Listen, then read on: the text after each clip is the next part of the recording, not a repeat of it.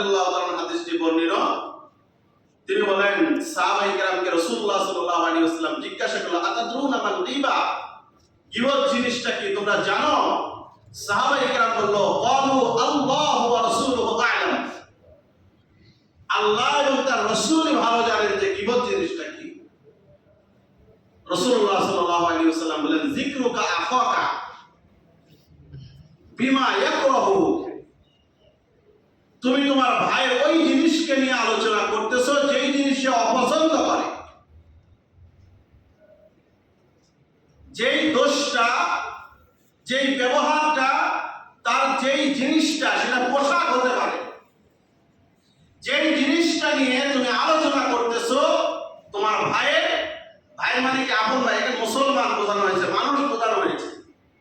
তুমি যেই মানুষটার দোষ নিয়ে আলোচনা করতেছো, সমালোচনা করতেছো, সেই জিনিসটা শোনার পরে সে অপছন্দ করে যার সম্পর্কে বলতেছো, এটাই গীবত, এটাই গীবত, পরচর্চা।